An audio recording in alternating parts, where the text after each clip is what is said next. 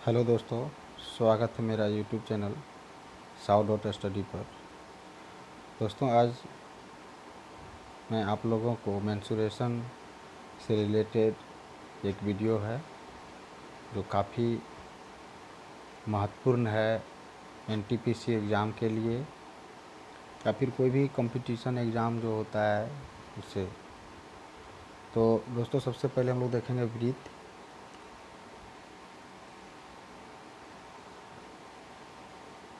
उसके बाद आयत जिसको रेक्टेंगल बोलते हैं, फिर वर्ग देखेंगे स्क्वायर को, फिर रेक्टेंगल को ट्रायंगल को देखेंगे, त्रिभुज को, फिर समांतर चतुर्भुज, समचतुर्भुज जिसको रोम्बस बोलते हैं, समलंब चतुर्भुज, घन,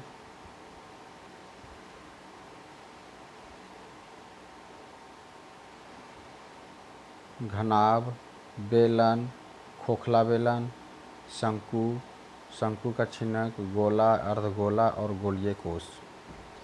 दोस्तों, एक एक करके हम लोग देखेंगे। तो सबसे पहले हम लोग देखेंगे वृत्त को, जो इसको सर्कल बोलते हैं। ये दोस्तों वृत्त है। वृत्त में इसको हम लोग जीवा बोलते हैं। ये जो है आपका सेंटर पॉइंट है वृत्त का, और सेंटर से वृत्त के परिधि तक के दूरी को हम लोग त्रिज्या कहते हैं, और ये पूरे डिस्टेंस को व्यास अर्थात डायमीटर बोलते हैं। वृत्त के सबसे लंबी जीवा व्यास कहलाती है। व्यास अर्थात डी जिसको डायमीटर बोलते हैं, और वो 2 इंटू त्रिज्या, मतलब त्रिज्या इंटू 2। वृत्त के परिधि जो होता है उसका फार्मूला होता है 2πr। वृत्त का क्षेत्रफल πr स्क्वायर। ये सब फार्मूला, ये सब याद करना पड़ेगा आपको। उसके बाद है आपका आयत। आयत से रिलेटेड हम लोग देखेंगे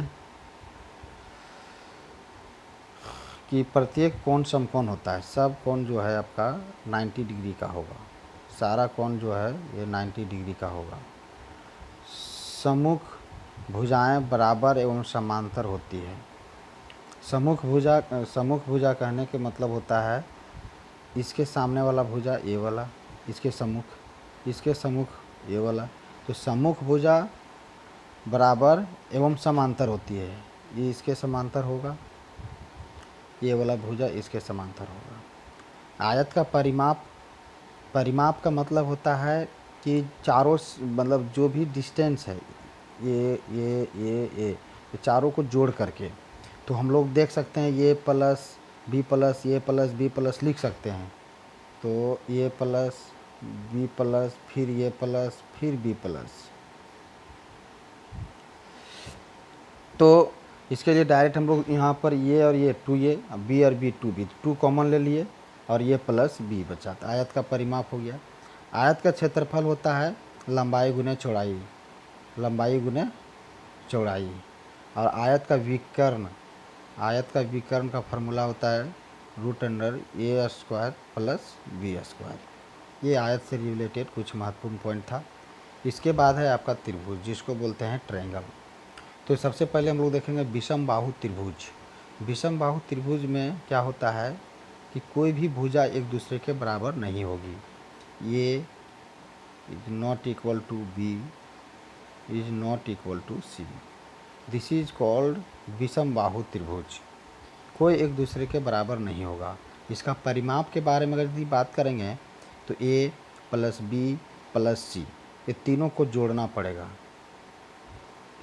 अच्छा, अर्ध परिमाप कहने का मतलब होता है कि उसका आधा। तो a प्लस बी प्लस सी जैसे लिखे थे तो उसको हम लोग 2 से भाग दे देंगे तो ये अर्ध परिमाप कहलाएगा।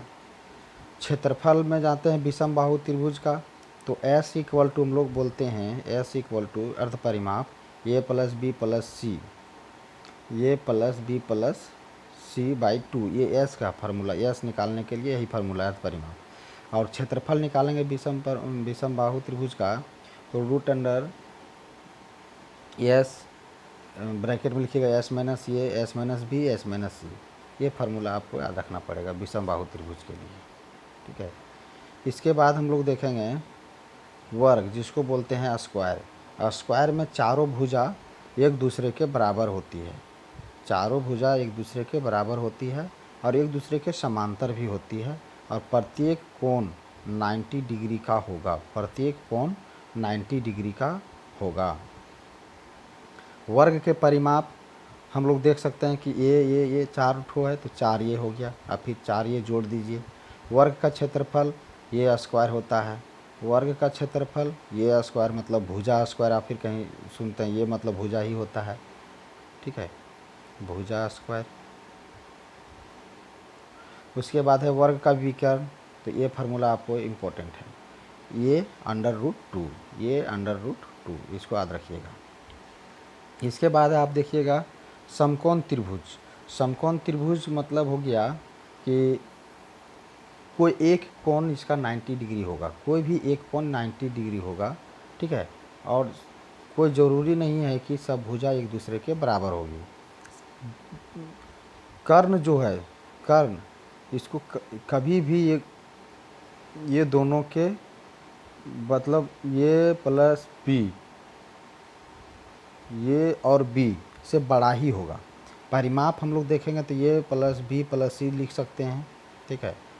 क्षेत्रफल इसका फार्मूला होता है हाफ गुने आधार गुने ऊंचाई, तो इसका आधार ये वाला हो जाएगा, आधार ये वाला है, आधार ये है, लंबाई ये है, ऊंचाई भी बोल सकते हैं, तो आधार गुने ऊंचाई, ठीक है। समकोण त्रिभुज में विकर्ण का कर्ण शेष दो भुजाओं के वर्गों के योग के बराबर होता है, जो हम लोग पाइथागोरस परिमेय के नियम से हम लोग जानते थे, ठीक है। पाइथागोरस परिमेय आप सुने भी होंगे, पाइथागोरस परिमेय, ठीक है।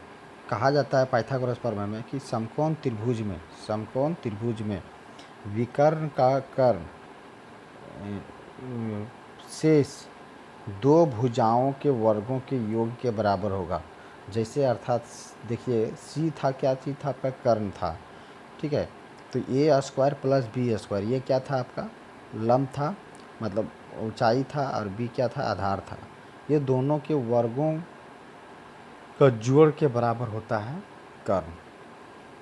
उसके बाद समद्वि बाहु में होता है कि कम से कम दो भुजा एक दूसरे के बराबर होगा। जैसे देखिए ये भुजा इसके बराबर है, ये इक्वल टू ये इक्वल टू ये, इसके बराबर नहीं, इसको समद्वि बाहु त्रिभुज मतलब कम से कम दो भुजा एक दूसरे के बराबर होंगे, ठीक है।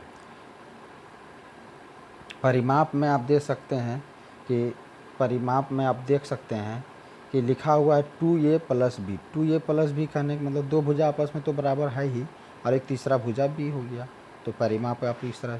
क्षेत्रफल में देखिए, क्षेत्रफल में हाफ इंटू ए स्क्वायर, हाफ इंटू ए स्क्वायर, ये स्क्वायर कौन जो आपस में बराबर रहेगा उसका स्क्वायर। विकर्ण का फार्मूला होता है ये √2, ये √2 जिसको बोलते हैं डी, ठीक है। इसके बाद है समबाहु मतलब सब भुजा आपस में बराबर होगी, सब भुजा आपस में बराबर होगा, समबाहु त्रिभुज। सम जोड़ बाहु, सब बाहु बराबर, ठीक है। तीनों भुजाएं आपस में समान होती है। परिमाप 3 ये हो जाएगा, क्योंकि तीनों जब समान है तो लिख सकते हैं क्षेत्रफल हो जाएगा हाफ इंटू एच कौन है, तो एच हो गया ये वाला डिस्टेंस, एच हो गया ये वाला डिस्टेंस, इसको बोलते हैं एच, ठीक है। उसके बाद है समांतर चतुर्भुज। समांतर चतुर्भुज को इंग्लिश में बोलते हैं पैरेललोग्राम, ठीक है, पैरेललोग्राम। एक दूसरे के समांतर, ये इसके समांतर होगा, बी इसके समांतर होगा, ठीक है। सम्मुख रेखाएं बराबर होती है, एक दूसरे की रेखाएं जो है इसके सम्मुख वाला ये इसके बराबर होगा, बी इक्वल टू बराबर होगा, ठीक है, ठीक है। विकर्ण एक दूसरे को समद्विभाजित करता है, विकर्ण देखिए एक दूसरे को अब ये जो विकर्ण है ये वाला चीज़ और ये वाला दोनों आपस में बराबर भाग में बंटेगा। चाहे ये वाला विकर्ण आप देखिएगा तो ये वाला और ये वाला आपस में बराबर होगा। समूह भुजाएं के दोनों युग्म समांतर होते हैं, ठीक है, कोई दिक्कत नहीं। परिमाप सेम वही चीज़ जो रेक्टेंगल में करते थे, ठीक है। क्षेत्रफल सेम वही चीज़, ये इंटू एच, ये इंटू एच क्या है, हाइट है, ऊंचाई है। ये कोई भुजा ले लीजिए, एक भुजा ऊंचाई, भुजा के रूप में हमेशा आधार वाली भुजा ली जाती है। ये जो हम लोग लेंगे 80 बेस के रूप में जो भुजा रहेगी उसी को लेंगे, ठीक है। इसके बाद है समचतुर्भुज।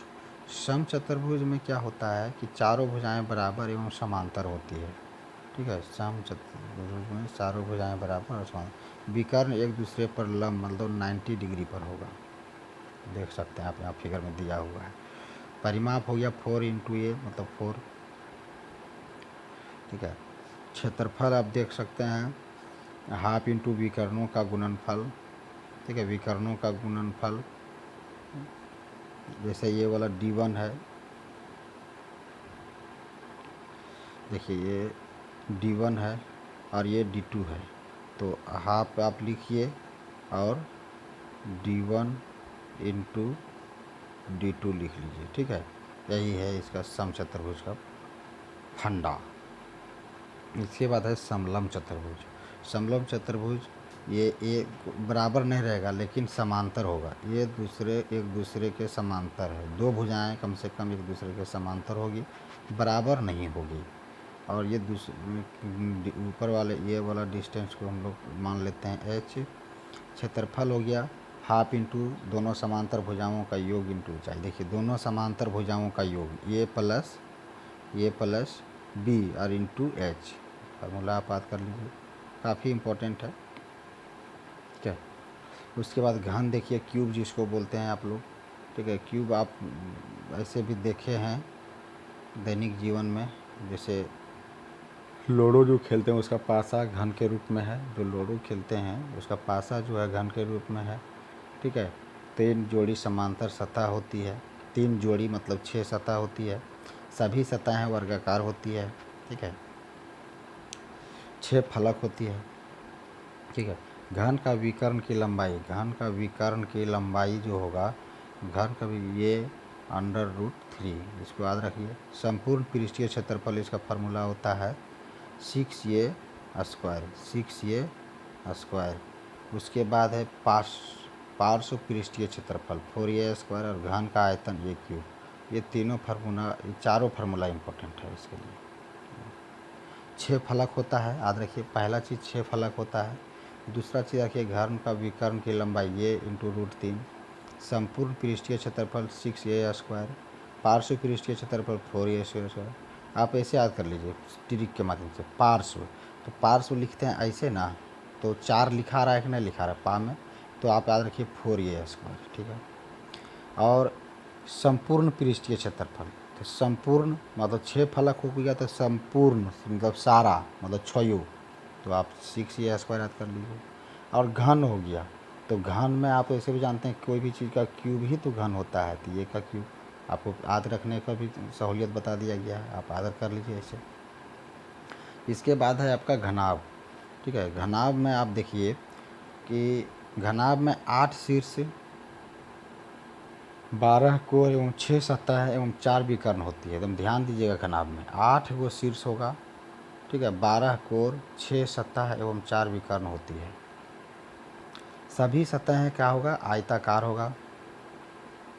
सभी सतह क्या होगा, आयताकार होगा, ठीक है। चारों विकर्ण बराबर होते हैं, चारों विकर्ण क्या होता है, बराबर होगा। घनाभ का विकर्ण आप देखिए फार्मूला √a² + b² + c²। घनाभ का पृष्ठीय क्षेत्रफल आपको याद रखना है 2, और ब्रैकेट में a + b, b + c, c + a। और घनाभ का उदाहरण है तो आप तो जान ही रहे थे, ईंट हो गया, फिर माचिस का डिब्बा हो गया, ये सब है घनाभ का उदाहरण है और क्या, ठीक है। उसके बाद आप बेलन, जिसको आप सिलेंडर बोलते हैं। सिलेंडर काफ़ी इम्पोर्टेंट है NTPC एग्ज़ाम के लिए, क्योंकि हर रेलवे एग्ज़ाम में सिलेंडर से कोई ना कोई क्वेश्चन आता ही है। तो याद रखिए आप सबसे पहले ये सिलेंडर है, ठीक है।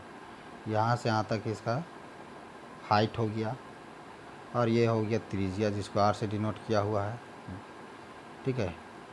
बेलन का वक्र पृष्ठीय क्षेत्रफल 2πRH, वक्र, ठीक है। बेलन का वक्र पृष्ठीय क्षेत्रफल का फार्मूला होता है 2πRH। 2πRH। बेलन का संपूर्ण पृष्ठीय क्षेत्रफल हो गया 2πr, अब ब्रैकेट में लिखिएगा R + H, और बेलन का आयतन हो गया πr²H। तो बेलन का आयतन तो सबको याद रहता है कि पाई आर स्क्वायर एच। बेलन का संपूर्ण और बेलन का वक्र, इसको याद करते हैं। वक्र मतलब हो गया वक्र 2 पाई आर एच, वक्र 2 पाई आर एच, संपूर्ण तो 2 पाई आर लिख लीजिए और उसके बाद फिर ब्रैकेट में आर प्लस एच कीजिए, ठीक है, ऐसे याद रख लीजिएगा आप। उसके बाद है खोखला बेलन, ठीक है, हॉलो सिलेंडर। खोखला बेलन समझे, खोखला बेलन देखिए जैसे हो गया बांस, बांस का अब देखे होंगे बांस का टुकड़ा जो खोखला वाला होता है। खोखले बेलन का वक्र पृष्ठीय क्षेत्रफल होता है 2 पाई R1 plus R2 plus H, ठीक है। और ऐसे बेलन का सिर्फ वक्र पृष्ठीय क्या था 2 पाई RH था, और इसमें देखिए 2 पाई R1 प्लस R2 और इंटू एच। खोखले बेलन का संपूर्ण क्या हो जाएगा R1 प्लस R2 का एच लिखा है और फिर 2 पाई R1 माइनस R2। खोखले बेलन का आयतन क्या हो गया पाई आर स्क्वायर एच था उसका, और इसका है पाई एच R1 माइनस R2 का स्क्वायर। इसके बाद शंकु जिसको बोलते हैं कोण, ये हो गया हाइट, ये हो गया तिर्यक ऊंचाई, ये हो गया रेडियस और ये पूरे हो गया डायमीटर, ठीक है। आप ऐसे भी समकोण त्रिभुज में आप देखे होंगे, समकोण त्रिभुज में ये समकोण है तो ठीक यहाँ पर समकोण है इसका, तो ये हो गया इसका कर्ण, ये हो गया लंब, ये हो गया आधार। ठीक उसी प्रकार ये आधार हो गया आर, ये एच हो गया लंब, और ये हो गया एल जो है तिर्यक ऊंचाई, ये हो गया कर्ण। ठीक उसी तरह से यहाँ पर एक फार्मूला दिया हुआ है एल स्क्वायर निकालने के लिए, एच स्क्वायर प्लस आर। शंकु का वक्र पृष्ठीय क्षेत्रफल होता है पाई आर एल, और शंकु का संपूर्ण पृष्ठीय पाई आर और आर प्लस एल, ठीक है, याद रखिए। और शंकु का आयतन 1/3 पाई आर स्क्वायर एच। फिर है शंकु का छिनक जिसको बोलते हैं फ्रस्टम। जैसे आप बाल्टी देख सकते हैं, इसको बाल्टी को ही मान सकते हैं शंकु का छिनक जिसको बोलते हैं, ठीक है। बाल्टी छिनक का वक्र भी पाई आर एल, इसे आता नहीं है लेकिन फिर भी आपको ध्यान में रखना पड़ेगा, ठीक है। छिनक का वक्र पृष्ठीय क्षेत्रफल, शंकु का छिनक का आयतन आप याद कर लीजिए, शंकु का छिनक का तिर्यक ऊंचाई देख लीजिए आप, ठीक है, यही है। इसके बाद है गोला जिसको बोलते हैं स्फीयर। गोले का पृष्ठीय क्षेत्रफल पाई आर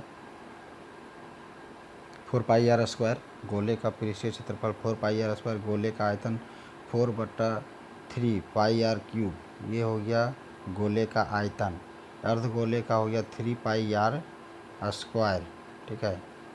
उसके बाद है अर्धगोले का आयतन, अर्धगोले का आयतन 2/3 पाई आर क्यूब, अर्धगोले का आयतन। और खोखला गोला जिसको गोलीय कोष का कहते हैं, ठीक है, उसका आयतन हम लोग देखेंगे 4/3 पाई आर क्यूब माइनस R2 का क्यूब, ठीक है। अभी हम लोग सब चीज़ देखे हुए हैं, लेकिन फिर भी आप लोग देख लीजिए रेक्टेंगल के बारे में अभी हम लोग देख लीजिए, पूरा परिमाप हम लोग देख लिए हैं, ठीक है। पूरा परिमाप हम लोग देखे हुए हैं, उसी का परिमिति है जिसको परिमाप बोलते हैं। फिर क्षेत्रफल देख चुके हैं, विकर्ण देख लिए हैं, फिर वर्ग का रिलेटेड है, ये आपका वृत्त का है, वृत्त का परिधि दिया है, वृत्त का त्रिज्या दिया है, वृत्त का क्षेत्रफल दिया है, वृत्त का, फिर चतुर्भुज है, समांतर चतुर्भुज, समचतुर्भुज, समलंब चतुर्भुज, वही चीज़ है जो मैंने पहले पढ़ा चुका हूँ आप लोगों को। किसी भी त्रिभुज का क्षेत्रफल निकालने के लिए जो विषम बाहु त्रिभुज था उसके लिए जो फार्मूला था एस प्लस ये एस निकाल करके और फिर अंडर रूट में S minus A, S minus B, S minus C, समबाहु त्रिभुज, विषम बाहु त्रिभुज, सारा चीज़ का यहाँ पर दिया हुआ है। उसके बाद देखिए हम थोड़ा सा कुछ क्वेश्चन करवाएंगे आप लोगों को। जैसे देखिए कि टाइप 1 का पहला है कि किसी आकृति का एक आयाम जिसको बोलते हैं डायमेंशन में x% की वृद्धि होने पर दूसरे आयाम अर्थात डायमेंशन में प्रतिशत में कमी जिसे क्षेत्रफल ना बढ़े, तो हम लोग क्या करेंगे x, तो x% की वृद्धि कितना वृद्धि होगा वो लिखेंगे, ठीक है, x फिर 100 प्लस x और इंटू 100, किसी आकृति का एक्स% की कमी, जैसे वृद्धि हुआ तो फिर सेम चीज़ है। अब क्वेश्चन देखिए, क्वेश्चन है कि किसी आयत के लंबाई में 25% की वृद्धि की जाती है। मान लीजिए कि ये आपका आयत है, ठीक है।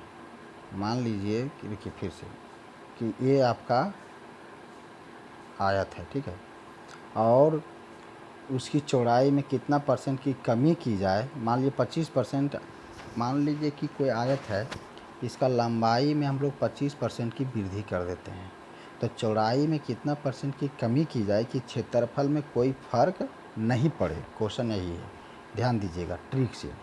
तो हम लोग वृद्धि कर रहे हैं, वृद्धि कितना कर रहे हैं, 25 कर रहे हैं। तो फार्मूले के हिसाब से देखिए, वृद्धि वाला फार्मूला ऊपर है तो 25 लिखिए, ये वाला फार्मूला कर दीजिएगा।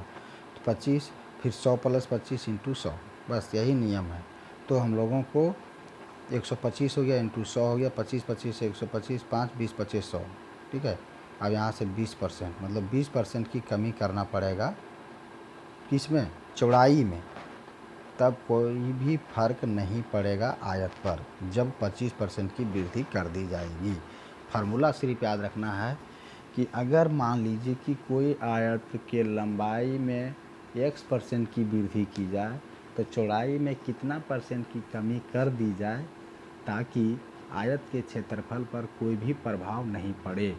तो इसका फार्मूला है x/100 + x × 100।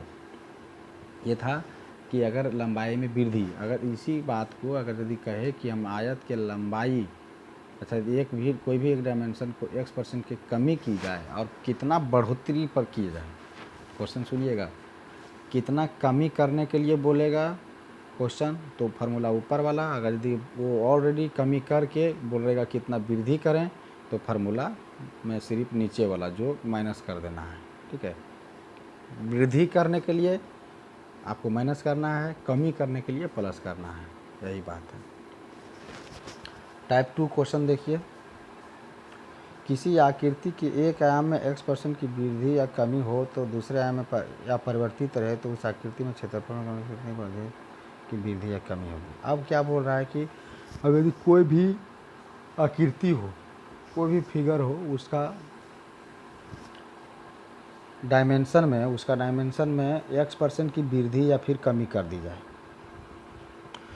और दूसरा आयाम जो दूसरा डायमेंशन है उसमें किसी भी तरह का कोई परिवर्तन नहीं करे, तो उसका क्षेत्रफल में कितने % की वृद्धि या कमी होगी।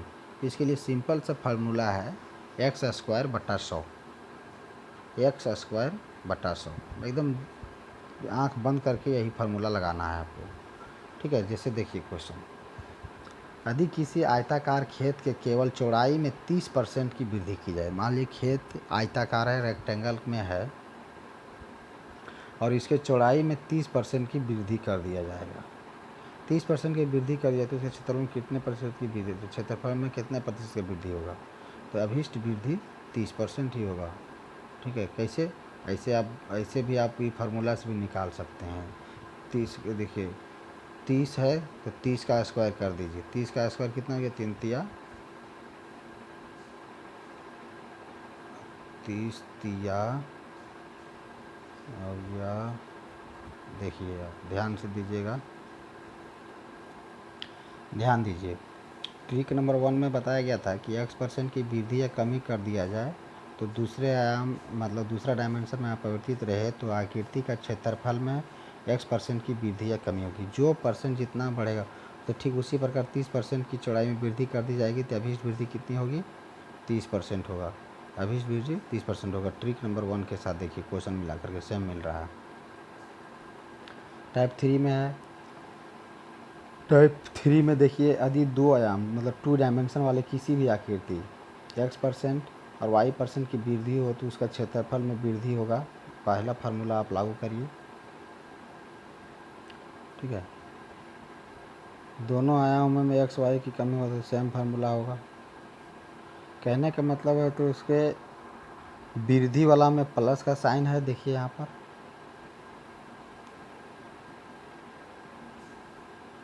वृद्धि वाला में उसके क्षेत्रफल में कितना वृद्धि होगा तो यहाँ पर प्लस का साइन है, उसके क्षेत्रफल में कितना कमी होगा देखिए माइनस का साइन है। दोनों आयाम, दोनों डायमेंशन में x तथा y% की कमी हो तो उसके क्षेत्रफल में कितने % की कमी होगा, तो यहाँ पर माइनस लगाइएगा। दोनों आयामों में एक आयाम x% की वृद्धि, दूसरे आयाम में y% की कमी, तो उसके क्षेत्रफल में वृद्धि या कमी, तो ये वाला फार्मूला हो जाएगा।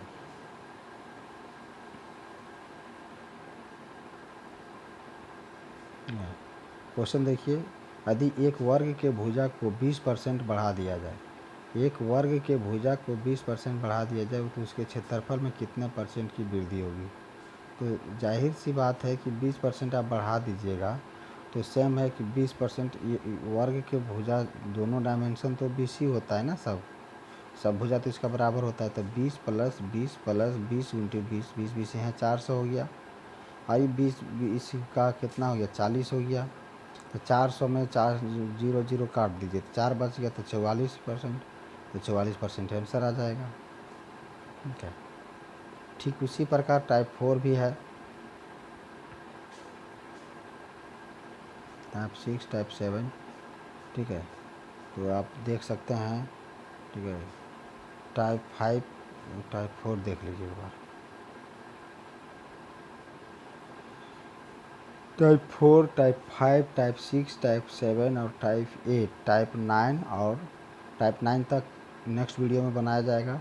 अभी तक इतना ही, धन्यवाद। और अगर यदि अच्छा लगे वीडियो तो आप लाइक करिए, और नहीं भी अच्छा लग रहा है तो भी लाइक करिए और सब्सक्राइब करिए और दोस्तों के साथ शेयर कीजिए। धन्यवाद।